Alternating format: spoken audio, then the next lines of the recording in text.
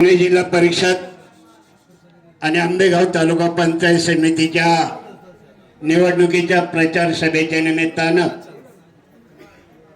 मंचावर उपस्थित असलेले आंबेगाव शिरूर तालुक्याच्या तमाम जनतेच्या मनातील भावी आमदार आदरणीय देवदत्तजी निकम, पुणे जिल्हा परिषदेच्या उमेदवार सौभाग्यवती प्रीतीताई थोरात, त्याचप्रमाणे पंचायत समितीच्या कळंब गणातील उमेदवार राजेश्रीताई भालेराव, सन्माननीय व्यासपीठ आणि समोर बसलेले कळंब तांडोली गटातील तमाम मतदार बंधू भगिनी, आज या ठिकाणी या प्रचार सभेचं आयोजन केलेलं आहे.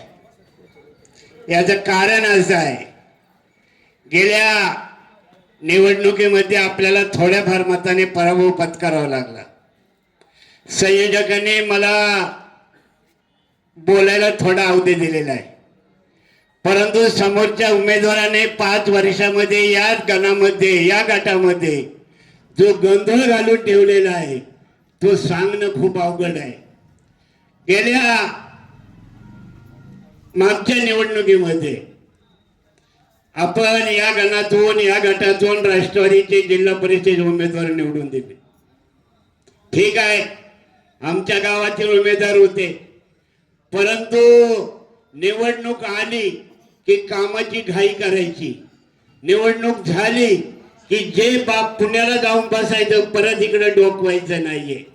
आमच्या गावामध्ये तसं जर पाहिलं तर कामाची विकासाची लिस्ट खूप भली मोठी आहे, परंतु त्याच्यातली तुमची कामं किती, बाकीच्या लोकांची कामं किती, त्याचं असं आहे, बेगाने शादी में अब्दुल्ला दिवाना, कामं दुसऱ्याची आपल्या नावावर खपवायची.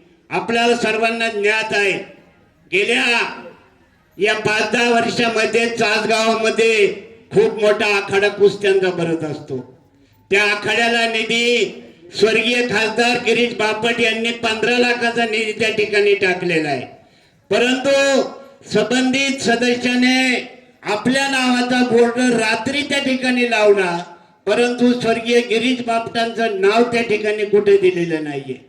दुसरं एक उदाहरण सांगतो, दादा शिवाजीदादा शिवसेनेत खासदार होते. त्या टायमाला मी त्या टायमाला शाळा समितीचा अध्यक्ष होतो. त्यावेळेस दादांनी 14 लाखाचा निधी शाळेच्या 2 खोल्यांवर टाकला होता, परंतु या सदस्यानं आपला बोर्ड त्या ठिकाणी उद्घाटनाचा कामाचा आपल्या नावाचा बोर्ड रात्री लावला. चासमध्ये त्यांनी सांगावं दिवसा कोणता बोर्ड लावलेला आहे त्याचा साक्षीदार मी आहे. मंडळी, अनेक कामं त्या ठिकाणी झालेले, परंतु दुसऱ्याच्या माध्यमातून झालेले आहेत. शिवाजीदादांनी आम्हाला परत आता एक स्टेज दिलेला आहे, सभा मंडप दिलेला आहे. ही कामं हा माणूस आपल्या स्वतःच्या नावावर खपवतो आणि सांगतो मी इतका विकास केला, तितका विकास केला. बाबा, तुम्ही जर विकास केला असता तर निवडणुकीच्या वेळेस तुम्हाला तीर्थाला लोकांना नेता आलं नसतं. 5 वर्ष तुम्ही काय केलं? कोरोनाच्या काळामध्ये तुम्ही या गावामध्ये किती वेळा हजर राहिलात हे तुम्ही या समाजाला सांगणं गरजेचं आहे. अनेक कामांचं उदाहरण त्या ठिकाणी मी सांगतो. या ठिकाणी आज आपण जर पाहिलं, उमेदवार पायाला पाय लावून फिरतात, परंतु कोणी प्रतिसाद देत नाहीये. चासमध्ये तर अशी परिस्थिती आहे मंडळी, घराघरात जाऊन रडायची बारी आलेली आहे. एकीकडे उमेदवार रडतो, एकीकडे मिस्टर रडतात. कार्यकर्ते सुद्धा त्या ठिकाणी दाय मोकलून बाजूला जाऊन बसलेले आहेत. आपलं यावेळेस काही खरं नाही अशी परिस्थिती त्या ठिकाणी निर्माण झालेली. स्मशानभूमीचं तुम्हाला सांगतो, स्मशानभूमी सुद्धा दुसऱ्याच्या निधीतून झालेली आहे. तिला सुद्धा रात्रीचाच आपला बोर्ड, दिवसा बोर्ड लावायला काय होते मला काही कळत नाही. आपणा सर्वांना माहीत आहे, या तास गावामध्ये गेल्या 2 महिन्यापूर्वी एक मोठ्या सप्ताहाचं आयोजन केलं होतं. मंडळी, सप्ताह तालुक्याचा होता, परंतु या मंडळींनी आपल्या फायद्यासाठी सप्ताह आपल्या डोक्यावर घेतला. या ठिकाणी काल्याच्या दिवशी खासदार शिवाजीदादांनी सांगितलं, या कार्यक्रमासाठी आम्ही 15 लाख रुपये मदत केलेली आहे. परंतु ज्या वेळेस आम्ही मंडळी हिशेबाला बसलो त्यावेळेस 15 लाखाचा कुठेही उल्लेख झाले नाही, कुठं जमा झालेले नाही. स्टेजला सुद्धा मंडपाला सुद्धा सौजन्य यांनी यांच्या नावाचं लावलं आणि स्टेजवर यांच्या बायकांशिवाय दुसरं कोणाला चढून दिलं नाही, कोणाला जाऊन सुद्धा त्या ठिकाणी दिलं नाही.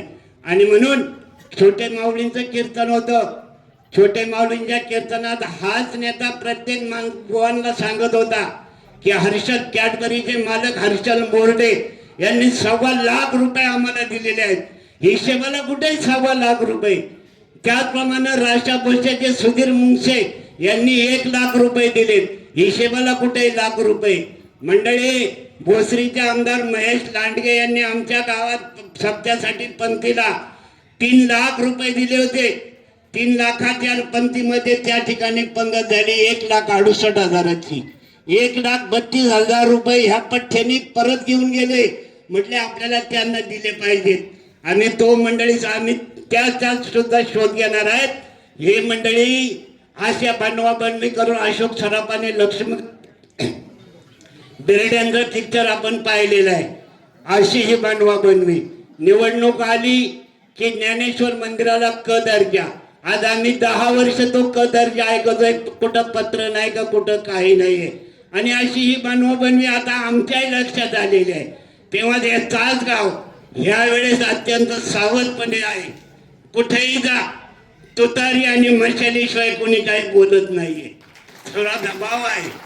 दबाव आहे याचं कारण असं आहे, हे उद्योगपती आहेत, हे मोठे आहेत आणि म्हणून थोडा दबाव आहे.